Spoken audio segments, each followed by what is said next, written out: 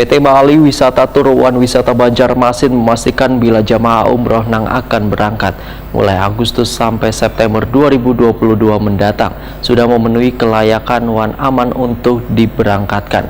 Dikarenakan sebelum keberangkatan nantinya jamaah wan diwajibkan sudah bervaksin 2 kali, yaitu tahap pertama wan tahap kedua, lantaran sesuai dengan kebijakan dari Kerajaan Arab Saudi. PT Bali Wisata Turuan Wisata Banjarmasin memastikan bila jamaah umroh yang akan berangkat mulai Agustus sampai September 2022 mendatang sudah memenuhi kelayakan wan aman untuk diberangkatkan.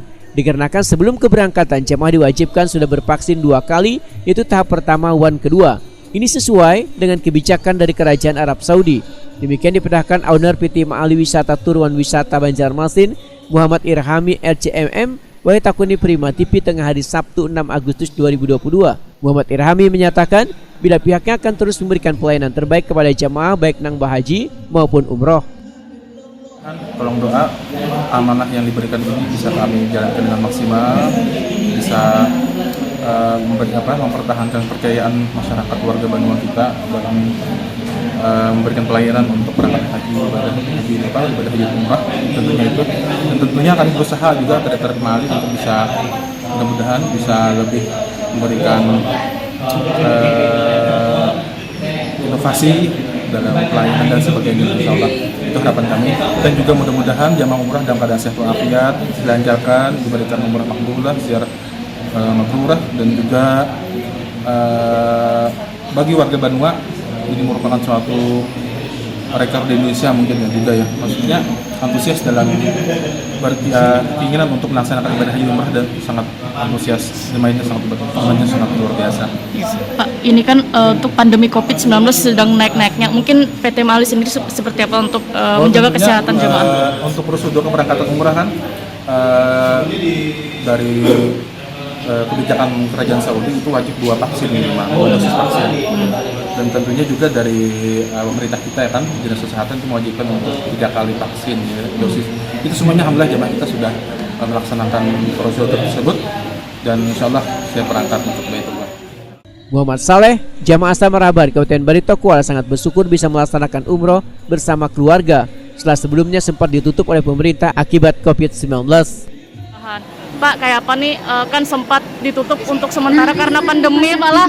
Nah ini tahun ini kawan manasik umroh lagi nih, kayak apa selaku masyarakat Pak?